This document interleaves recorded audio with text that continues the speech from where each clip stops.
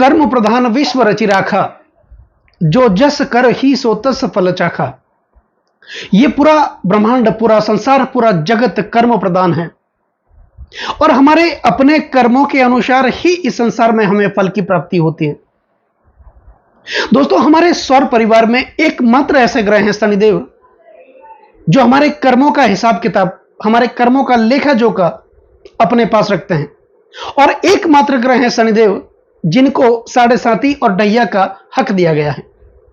शनिदेव कर्म के कारक हैं, न्याय के देवता हैं, कर्म फलदाता हैं। कलयुग का न्यायाधीश इन्हें कहा जाता है, दंडाधिकारी है। ये दंड भी देते हैं हमारे कर्मों के अनुसार।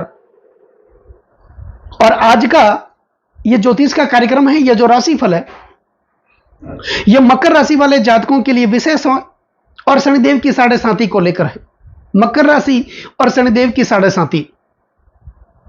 दोस्तों, शनिदेव जिनको अंग्रेजी में सैटर्न कहा जाता है, व्यक्ति अपने जीवन में कितना भी सेट क्यों ना हो जाए, कितना भी सेट होने का दम्भ क्यों ना भर ले, शनिदेव समय समय पर उस व्यक्ति को टर्न दे ही देते हैं, उसके कर्मों का एहसास करा ही देते हैं। शनिदेव की साढ़े साती क्यों आती है? शनिदेव की साढ़े साती इसलिए आती है कि समय समय पर यह व्यक्ति के कर्मों का साथ में एहसास करवाते रहते हैं। दोस्तों, मकर राशि वाले जातकों के लिए शनिदेव की साढ़े साती चल रही है। जनवरी 2017 में शनि की साढ़े साती प्रारंभ हुई थी और 29 मार्च 2025 को मकर राशि वाले जातक शनिदेव की साढ़े साती से मुक्त हो जाएंगे। तो इन 7.5 साल में शनिदेव ने मकर राशि वाले जातकों को क्या दिया, आगे क्या देंगे, इसकी जानकारी आज आपको इस वीडियो में मिलेगी। और अंत में साढ़े साती से संबंधित कुछ महत्वपूर्ण, कुछ अचूक उपाय भी मैं आपको बताऊंगा। तो वीडियो पर अंत तक आप बने रहें। दोस्तों, शनि की साढ़े साती एक व्यक्ति के जीवन में, पूरे जीवन काल में शनिदेव की साढ़े साती कितनी बार आती है? लगभग शनिदेव की साढ़े साती 3 बार आती है, क्योंकि 30 सालों के बाद शनिदेव की साढ़े साती जीवन में प्रवेश करती है। तो इस हिसाब से अगर देखा जाए तो हमारे पूरे जीवन काल में शनि की साढ़े साती 3 बार ही आती है। प्रथम साढ़े साती हमारे बचपन में आती है, द्वितीय साढ़े साती युवावस्था में आती है और तीसरी साढ़े साती वृद्धावस्था में आती है। प्रथम साढ़े साती का संपूर्ण प्रभाव हमारे माता पिता पर पड़ता है, क्योंकि शास्त्रों में अक्सर कहा जाता है कि जब तक व्यक्ति के ऊपर घर की जिम्मेदारी, कुटुंब का बोझ, अपने परिवार का बोझ वो संपूर्ण रूप से लेता, तब तक शनिदेव या फिर शनि की साढ़े साती उसको प्रभावित नहीं करती। तो प्रथम साढ़े साती का संपूर्ण प्रभाव हमारे माता पिता पर पड़ता है। द्वितीय साढ़े साती का जो संपूर्ण प्रभाव होता है वो हमारे कार्य क्षेत्र पर पड़ता है, हमारे रोजगार पर पड़ता है और हमारे परिवार पर पड़ता है।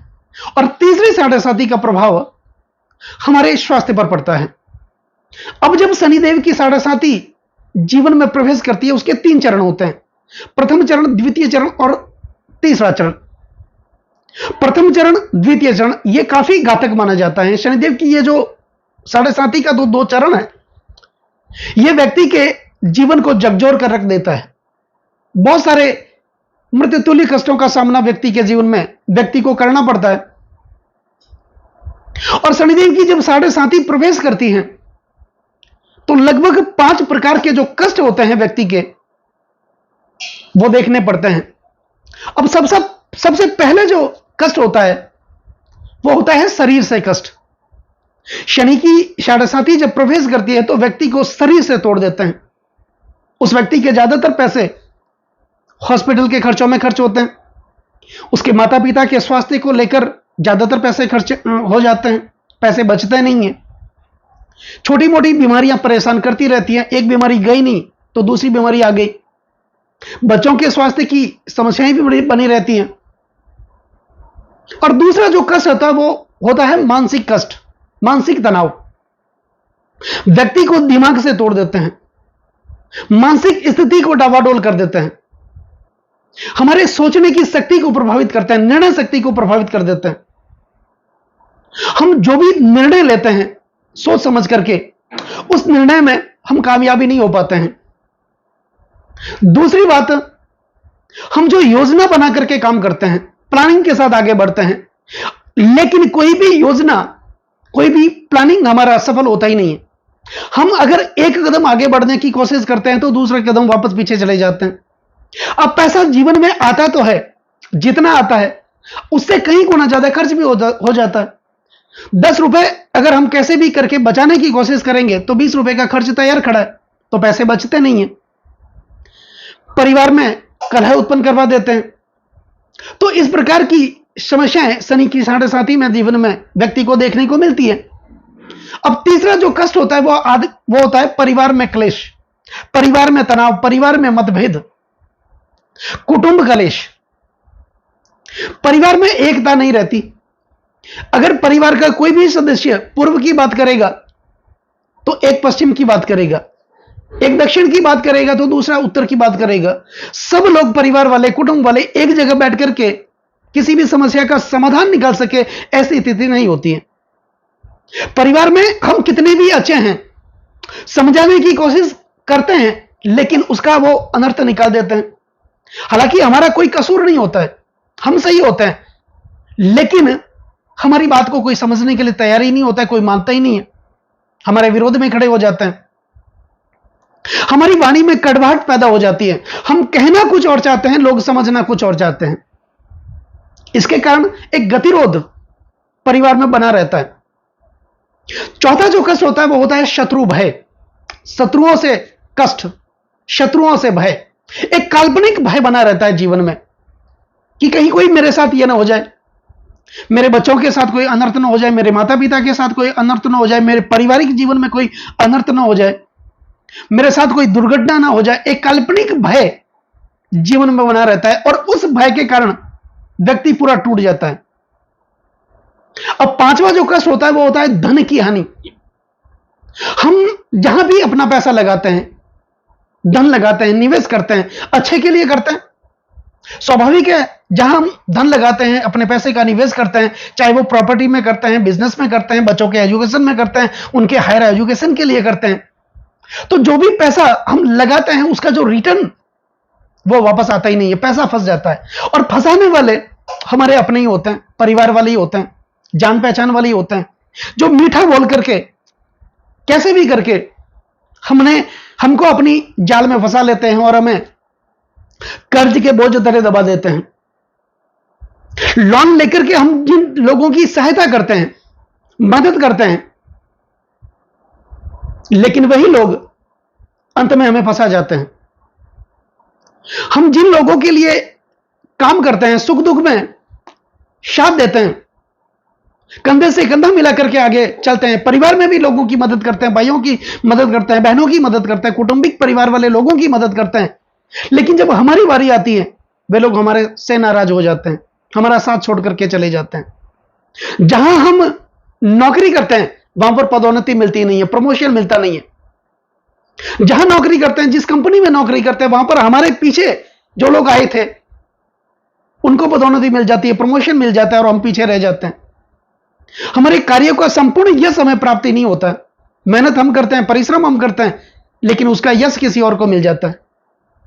जो प्रोजेक्ट हमें मिलना चाहिए था और 99% ऐसा योग लग रहा था कि वो प्रोजेक्ट हमें मिल ही जाएगा, लेकिन अंत समय में कोई ना कोई तकलीफ वहां पर हो जाती है और वो प्रोजेक्ट किसी और को मिल जाता है। हम बिजनेस करते हैं, व्यापार करते हैं, व्यापार को हम खड़ा करते हैं, लेकिन पार्टनर के साथ विवाद हो जाता है, तनाव हो जाता है, वो हमसे नाराज हो जाता है। कोई ना कोई नई डील मिलने वाली होती है, वो डील हमें नहीं मिलती, दूसरों को मिल जाती है। तो ऐसे बहुत सारे जो कष्ट होते हैं शनिदेव की 7.5 में, जो व्यक्ति को अपने जीवन काल में पूरा तोड़ करके रख देते हैं। लेकिन मकर राशि वाले जातकों के लिए अब क्या होगा? जो होना था वो हुआ, क्योंकि शनि की 7.5 आती तो इसलिए है, व्यक्ति को दुनियादारी का एहसास कराने के लिए, अनुभव करवाने के लिए, क्योंकि इस दुनिया में कौन अपने हैं, कौन पराए हैं, कौन हमारा साथ दे सकता है, कौन साथ नहीं दे सकता है, इसका एहसास कराने के लिए ही तो शनिदेव की साढ़े साथी जीवन में आती है। शनिदेव मंद गति से चलने वाले ग्रह हैं। शनिदेव धैर्य के कारक माने जाते हैं, और धैर्य एक ऐसी सवारी होती है जो अपने सवार को कभी गिरने नहीं देती, न तो किसी के कदमों में गिरने देती है और न ही किसी की नजरों में गिरने देती है, क्योंकि शनिदेव एक राशि में 2.5 साल तक रुकते हैं। हमारे सौर परिवार में एक ही मात्र ऐसे ग्रह हैं शनिदेव जो सबसे मंद गति से चलते हैं, एक राशि में 2.5 साल तक रुकते हैं, और इन्हीं 2.5 सालों में व्यक्ति के धैर्य की परीक्षा ले लेते हैं। शनिदेव जांचते हैं, परखते हैं, और जांचने परखने के बाद एक साधन से कोयले को भी धीरे धीरे हीरे में बदलने का सामर्थ्य शनिदेव अपने पास रखते हैं। इसीलिए अक्सर कहा जाता है और बड़े बुजुर्ग कहते हैं कि किसी की वर्तमान परिस्थिति को देख करके उसका मजाक कभी नहीं उड़ाना चाहिए, क्योंकि समय में वो शक्ति होती है जो एक साधारण से कोयले को भी धीरे धीरे हीरे में बदल देती है। तो शनि का संबंध काल से है, और काल का सीधा संबंध समय के साथ है। समय बदलता रहता है, समय कभी किसी का एक जैसा नहीं रहता, समय में परिवर्तन होता रहता है, और समय की इस परिवर्तनशीलता के कारण जो समय आज है वो कल नहीं है। समय बीत जाता है, लेकिन अपने पद चिन्ह, अपनी यादें, स्मृतियों के रूप में पीछे जरूर छोड़ के चला जाता है। यह भी समय आपका निकलेगा, और जब निकलेगा समय अच्छा आएगा तो आपको एहसास होगा कि वो भी एक समय था। इसका एहसास करवाने के लिए शनिदेव की साढ़े साथी जीवन में प्रवेश करती है। लेकिन शनि की साढ़े साथी खत्म होगी 29 मार्च 2025 को मकर राशि वाले जातकों के लिए, और आपकी अपनी राशि के स्वामी स्वयं शनिदेव बनते हैं जो कर्म के कारक हैं। लेकिन अभी जो समय बचा है 7-8 महीने का, इस समय में क्या होगा और आने वाले समय में आपके लिए क्या होगा? जो होना था वो हुआ, लेकिन निश्चित मानिए, देखो शनिदेव आपके लिए गोचर के हिसाब से, देखो शनि की साढ़े साथी जब आती है वो गोचर के हिसाब से आती है। जन्म कुंडली के हिसाब से शनि की साढ़े साथी नहीं आती है। तो आपकी जन्म कुंडली में शनिदेव की स्थिति क्या है?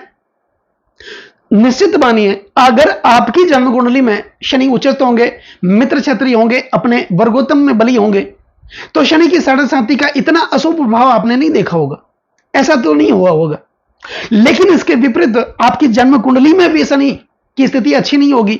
शनिदेव अगर नीचस्थ होंगे, शत्रु क्षत्रिय होंगे, अस्तगत होंगे, पाप प्रभाव में होंगे, पाप पीड़ित होंगे, तो शनि की साढ़े साथी ने आपको बहुत ज्यादा प्रभावित किया होगा, बहुत सारे कष्ट आपको दिए होंगे। तो आपकी जन्म कुंडली का अध्ययन भी साथ में करना बहुत जरूरी है। अब शनिदेव गोचर के हिसाब से आपके लग्नेश और धनेश बनकर के धन भाव में विराजमान है। और महर्षि पराशर यही तो कहते हैं कि धने से धन गे जातो धनवान गर्भ संयुत। धनेश अगर धन भाव में ही विराजमान हो, ऐसा जातक धनवान होता है, महाधनी होता है, कुटुंब सुख वाला होता है, परिवार प्रेमी होता है। और शनिदेव अपनी सबसे प्रिय राशि कुंभ राशि में, मूल त्रिकोण राशि में, मकर राशि वाले जातकों के धन, कुटुंब और वाणी के भाव में विराजमान है। लग्नेश और धनेश बनकर के धन भाव में विराजमान है। अब शनि की साढ़े साथी खत्म होगी, या इससे पहले भी जो 7-8 महीनों का समय बचा है, शनिदेव जाते जाते आपके लिए कुछ न कुछ नया कमाल करके जाएंगे, आपको बहुत बड़ा लाभ देकर के जाएंगे, क्योंकि जाते हुए शनिदेव हमेशा अच्छे लगते हैं और कुछ न कुछ जीवन में बहुत बड़ा इनाम देकर ही जाते हैं। तो मकर राशि वाले जातकों के लिए अब जो आने वाला समय है वो बहुत बढ़िया समय, अच्छा समय आपके लिए है। जो काम आपका रुका हुआ था वो काम फिर से बनने लगेगा। परिवार वाले आपके विरोध में चल रहे थे, आपसे नाराज चल रहे थे, वो आपके पक्ष में आकर के आपके साथ खड़े हो जाएंगे। भागीदार के साथ तनाव था, पति पत्नी में तनाव चल रहा था, यहां तक कि डिवोर्स तक की समस्या आ गई थी, नौबत आ गई थी, उसमें एक मत बनेगा। बच्चों की जो समस्याएं थी उनकी शादी को लेकर वो भी खत्म होगी, बच्चों की शादियां होंगी। अगर सगाई में कोई व्यवधान आ रहा था तो सगाई भी होगी। तो ऐसी बहुत सी समस्याएं बनी हुई थी, उस समस्याओं का अंत अब होगा इन 7-8 महीनों में। और आने वाला जो समय है उस समय में भी आपके जीवन में बहुत बड़ा देखने को मिलेगा। अच्छा, अब शनिदेव इस समय वक्र अवस्था में चल रहे हैं। 29 जून 2024 को शनिदेव वक्री हुए थे और 15 नवंबर 2024 यानी पूरे 139 दिनों के लिए शनिदेव अपनी वक्र स्थिति में रहेंगे। तो आपके द्वितीय भाव में धन, कुटुंब और वाणी भाव में विराजमान है।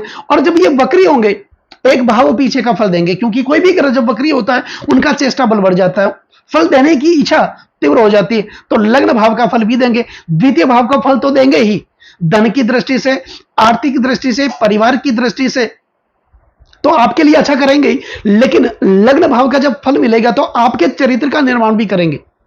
आप इससे पहले गलत लोगों के चक्कर में आ गए थे, गलत चरित्र का आप शिकार बन गए थे, गलत लोगों के चक्कर में आकर आपके ऊपर कोई ना कोई ब्लेम लग गया था, आपकी आर्थिक स्थिति लगातार डावाडोल बन रही थी, आपके आचरण में कोई ना कोई व्यवधान आ रहा था, आपका मान सम्मान डाउन हो गया था, आपको शक की नजरिए से देखा जा रहा था। लेकिन जब लग्न भाव का फल देंगे, शनिदेव वक्र होकर के दे भी रहे हैं, तो इस समय में इससे संबंधित समस्याओं का अंत शनिदेव आपके लिए करेंगे। अब शनिदेव आपके धन, कुटुंब और वाणी भाव में विराजमान है, और शनिदेव के पास 3 दृष्टियां हैं। शनिदेव जिस भाव में बैठते हैं उस भाव से तीसरे भाव में दृष्टि करते हैं, सप्तम भाव में दृष्टि करते हैं और दसम भाव में दृष्टि करते हैं। तो धन, कुटुंब और वाणी भाव में शनिदेव विराजमान है मकर राशि वाले जातकों के लिए, तो इनकी तीसरी दृष्टि चतुर्थ भाव पर होगी, हालांकि नीच राशि पर होगी, नीच दृष्टि होगी मेष राशि पर होगी, लेकिन शनि की 7.5 का अंत होगा। शनि लग्नेश और धनेश बनकर के यह फल देंगे, तो आपके परिवार में पारिवारिक सुखों की प्राप्ति करेंगे। जहां भी आपने पैसे लगाए थे, आपने जो पैसे लगाए थे आपके व्यापार में, पार्टनर के साथ पैसे लगाए थे, भूमि से संबंधित पैसे लगाए थे, इंपोर्ट एक्सपोर्ट का भी जो कार्य आप कर रहे थे, रियल एस्टेट का कार्य कर रहे थे, वहां पर आपने पैसे लगाए थे, तो उसका अच्छा रिटर्न आपके लिए देखने को मिलेगा। शेयर मार्केट में आपने पैसे लगाए थे, उसका अच्छा रिटर्न आपको देखने को मिलेगा। माता पिता के स्वास्थ्य में सुधार होगा, आपके स्वास्थ्य में सुधार होगा, जो अननेसेसरी खर्च हो रहा था उस खर्चों में कमी होगी। अब शनिदेव की सप्तम दृष्टि आपके अष्टम भाव पर जा रही, तो यहां पर कोई ना कोई प्राप्ति आपको होगी, जीवन का कोई ना कोई बड़ा परिवर्तन, नया परिवर्तन देखने को मिलेगा। गहन अध्ययन से संबंधित कार्य में, रिसर्च से संबंधित कार्य में, ऑकल्ट साइंस से संबंधित कार्य में आप जुड़े हुए थे, वहां पर उस समय में आपके जीवन का निर्माण होगा और बहुत अच्छी स्थिति का निर्माण शनिदेव करेंगे। शनिदेव की दसम दृष्टि आपके लाभ भाव पर जा रही, तो लाभ की स्थिति पैदा होगी, आय के नए नए स्रोत बनेंगे, इनकम के नए नए स्रोत बनेंगे, जो धन रुका हुआ था वो भी, उसकी भी बढ़ोतरी होगी, फंसा हुआ धन था वो भी आपका आएगा। तो इस समय कुल मिलाकर के अगस्त 2024 से लेके शनि की 7.5 जब खत्म होगी 29 मार्च 2025 को, ये जो समय है इसके लिए भी शनिदेव आपके लिए बहुत अच्छी परिस्थितियों का निर्माण करेंगे, और आने वाले समय में भी आपके लिए बहुत अच्छी स्थिति का निर्माण शनिदेव करने वाले होंगे।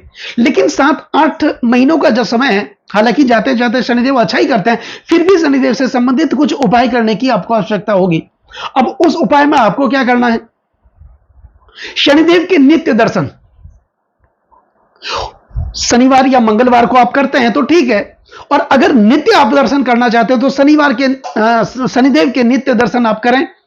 शनिदेव से संबंधित जप, पूजा पाठ, अनुष्ठान आप करना चाहते हैं तो वो भी कर सकते हैं। शनि बीज मंत्र ओम प्राम प्रीम प्रो सनय नमः, इस मंत्र का नियमित आप उच्चारण करते रहें, और पीपल का वृक्ष जो कि शनिदेव का सबसे प्रिय वृक्ष है, उस पर वृक्ष पर प्रातःकाल आप जल जरूर चढ़ाएं, काली वस्तुओं का दान करें, काले उड़द का दान करें, तिल का दान करें, और काले उड़द, तिल और गुड़ को कूट करके उसका मिश्रण बना करके उसकी गोलियां बना ले, या तो आप मछलियों को डालें, या फिर उसका मिश्रण बना करके आप जहां भी चींटियां हो वहां पर आप डालें। काले घोड़े की जो नाल होती है उस नाल की अंगूठी बना करके मध्यमा अंगुली में आप धारण करें, और भगवान शिव के दर्शन यह आपको बहुत जरूरी है। ओम नमः शिवाय इस मंत्र का जाप भी आपको बहुत जरूरी है, क्योंकि शनिदेव जो हैं वो शिव के परम भक्त माने जाते हैं, और जिनके ऊपर शिव की कृपा हो जाती है, महादेव की कृपा हो जाती है, शनिदेव की 7.5 ढैया उनका कुछ भी नहीं कर सकती। तो शनिदेव के नित्य दर्शन, भगवान शिव के नित्य दर्शन, ओम नमः शिवाय मंत्र का उच्चारण जाप आप करते रहें। शनि पौराणिक मंत्र ओम नीला जन्म समाभासम रवि पुत्रम यमागर्जम छाया मार्तंड संभूतम तम नमामि शनिचरम, इस मंत्र का अब उच्चारण करते रहें। और एक अचूक मंत्र है शनि गायत्री मंत्र, जिसको करने से भी जीवन में खुशहाली समृद्धि देखने को मिलती है और वहां पर शनिदेव की कृपा हो जाती है। तो शनि गायत्री मंत्र, ओम कृष्ण गाय विद्महे रवि पुत्र धीमहि तनो शौरी प्रचोदयात, इस मंत्र का आप नियमित उच्चारण करते रहें। शनिदेव की कृपा आप लोगों पर हमेशा बनी रहेगी। तो दोस्तों, कैसा लगा ये वीडियो? ये वीडियो अगर आपको अच्छा लगा हो, मेरा समझाना आपको सार्थक लगा हो, मेरे समझाने का तरीका अगर आपको सार्थक लगा हो, तो इस वीडियो को आप आगे से आगे शेयर जरूर करें। बेल आइकन बटन को दबाना नहीं भूलें, ताकि मेरे आने वाले और भी नए नए वीडियो के नोटिफिकेशन सीधे आप लोगों तक पहुंच जाएं। और एक लाइक और कमेंट जरूर करें, क्योंकि आपका एक लाइक और एक कमेंट मेरे अंदर बहुत ज्यादा आत्मविश्वास भर देता है। और कमेंट में जय शनिदेव, ओम नमः शिवाय ये जरूर लिखें। नमस्कार दोस्तों।